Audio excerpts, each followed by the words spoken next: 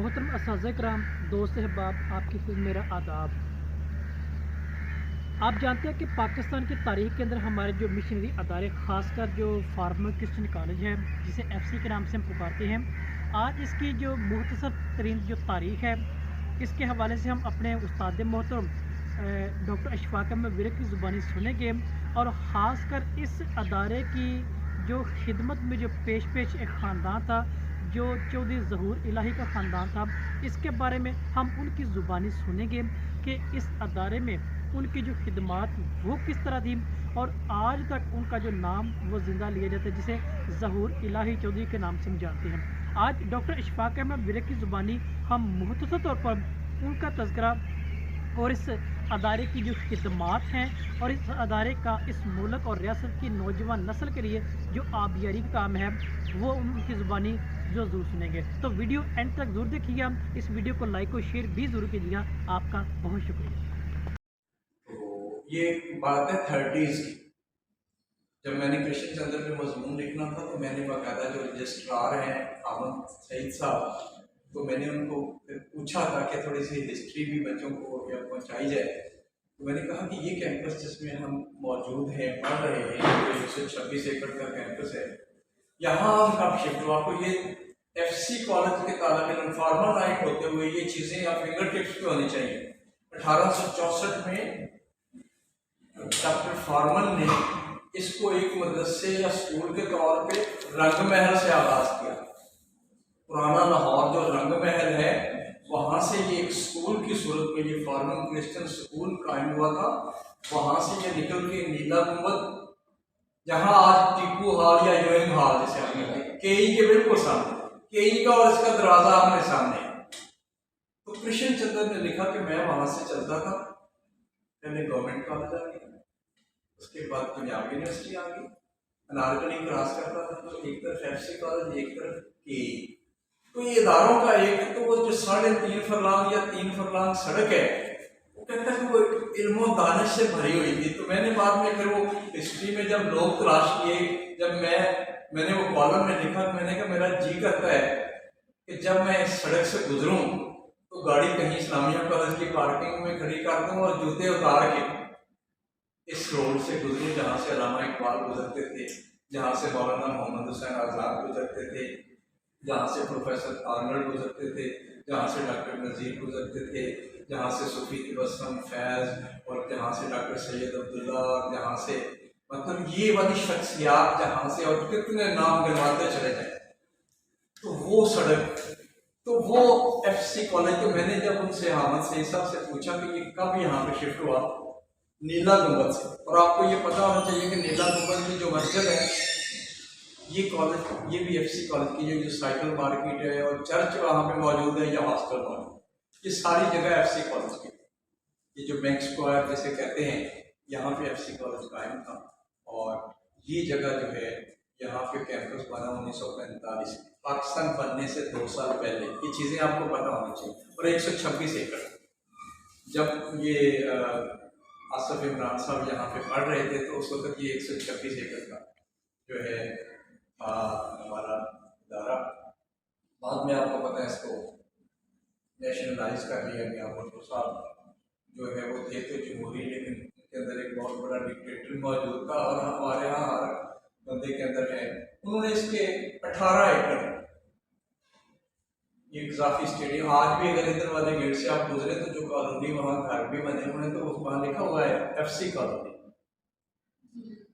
तो ये सारा एरिया जो है इधर का है, इजाफी स्टेडियम का, ये FC कॉलेज का हिस्सा था।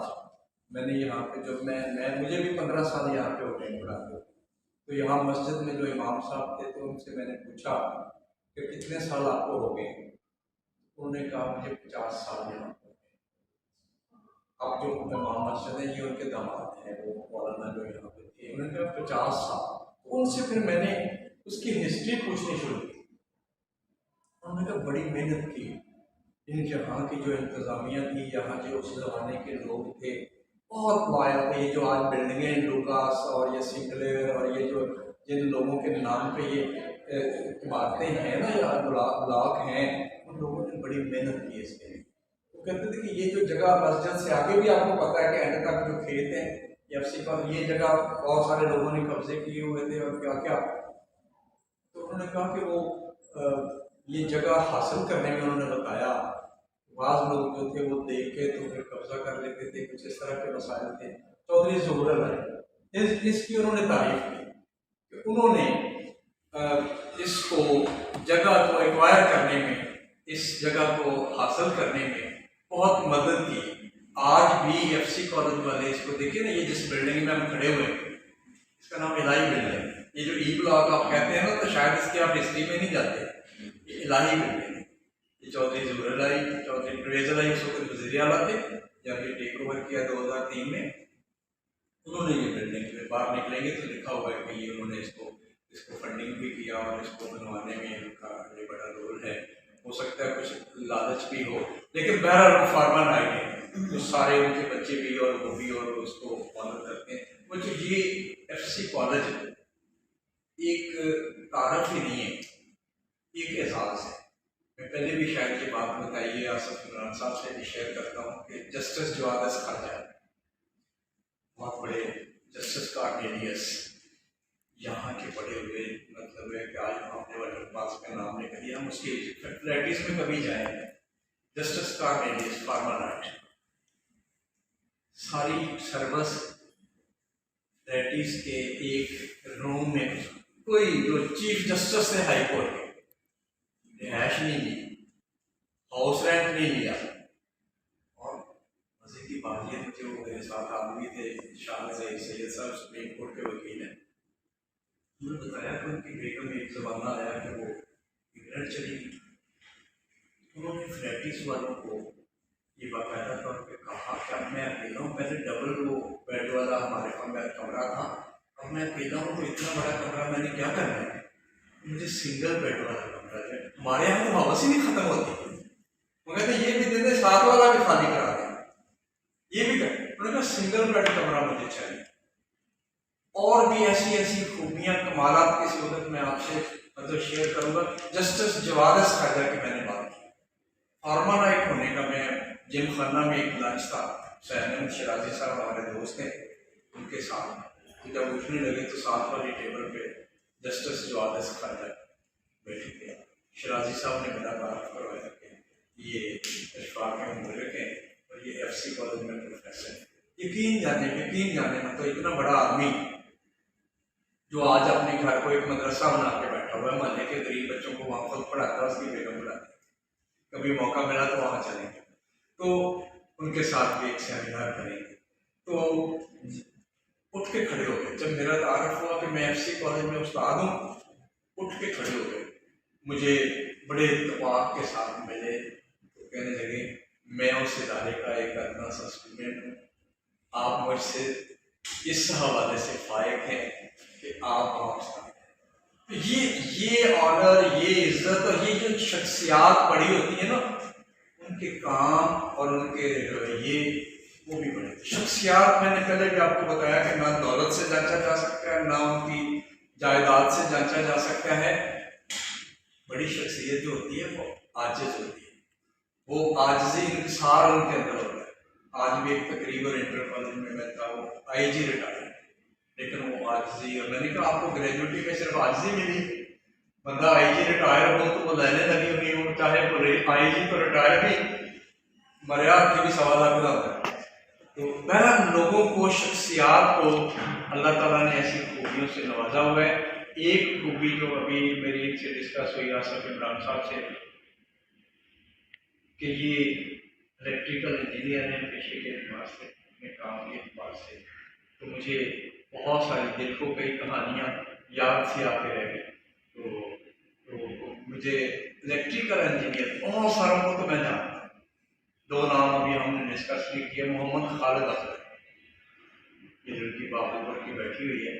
मुझे याद है जब एमए में मैंने थीसिस लिखना था, तो मैंने कहा किसी मज़ार निगार पर लिखना है जिस पे पहले काम ना हुआ हो, तो मुझे डॉक्टर रफ़ीउद्दीन हाशमी साहब ने मोहम्मद खालिद अख्तर कहा, और मैं एमए में उनके पे जब काम कर रहा था तो मैं भावलपुर गया, वहाँ पे मौलवी अख्तर अली, उनके वालिद कमिश्नर भावलपुर रहे थे, तो वहाँ पे उनकी मौलवी अख्तर अली हाउस में मैं उनसे मिला, मोहम्मद खालिद अख्तर से उनका इंटरव्यू किया, सारा कुछ किया। तो वो इलेक्ट्रिकल इंजीनियर थे, ये वापड़ा हाउस से बहुत बड़े अफसर के तौर पर रिटायर, लेकिन उनकी शख्सियत के अंदर भी एक उसके बाद तो मेरा ताल्लुक जो है वो ऐसा मोहब्बत वाला, वो मुझे अपना एक फैमिली मेंबर से।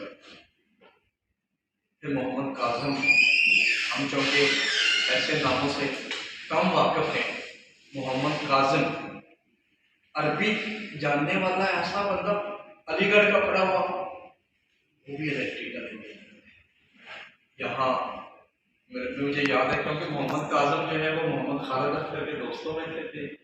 जब मेरा वाइवा देना था तो मुझे यूनिवर्सिटी वालों ने कहा कि ये मोहम्मद काजम आपके एग्जामिनर के तौर पे हैं, लेकिन हमें नहीं पता वो कहीं कोई टैक्स सोसाइटी है लाहौर उस वक्त बच्चों यहाँ पे न्यू कैंपस लाहौर से बाहर जब हम एम कर रहे थे, ये सोसाइटीज अब तो आपको पता है ना, अख्तर शुमार साहब बैरियर टाउन के पास से आ रहे हैं और के बाहर भी लाहौर है।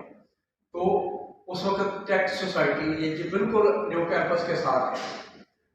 यहाँ खेत थे, एक घर मोहम्मद काजम साहब का बन रहा था, उससे पहले उनको मैं मिल चुका था। ये जो सुहेल इफ्तिखार सेंटर है इसके सामने किराए पे रहते थे। तो लाहौर में रहे वो, अभी 1-2 साल पहले मोहम्मद काजम साहब का इंतकाल हुआ है। अरबी का ऐसा स्कॉलर, उर्दू का ऐसा आलम कम लोग होते हैं। मतलब ये है कि वो शो ऑफ नहीं करते, वो महफिलों में कम जाते हैं, वो गोशा नशीन होते हैं, लेकिन वो होते हैं और वो अपनी मौजूदगी का एहसास दिलाते हैं। अभी मैं डिस्कस कर रहा था कि कुछ अरसे से मैंने एक ज़माने में एक किताब मुरतब की, गज़ल।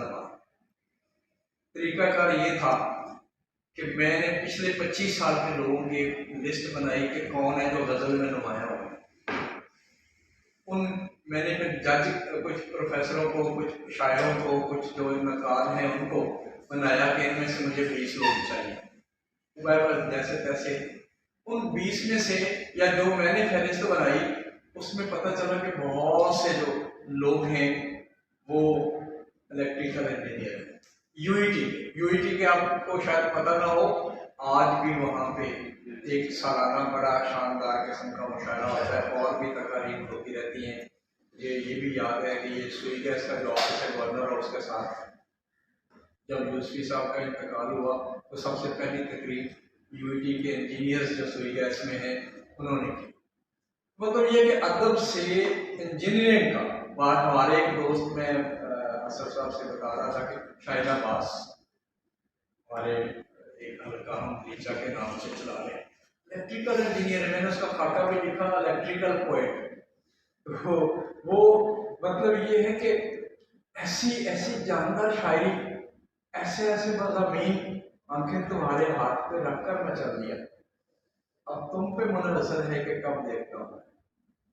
ऐसा ऐसा बाकमाल वो शेर कहीं से घूम के लाते हैं, कहाँ ले जाने को भी पाँव की जंजीर मुझे, कहाँ ले आया मगर पाँव की जंजीर को। तो मतलब ये है कि वो ऐसी शायरी करते हैं कि वो हमें तो हिला के रख देते हैं।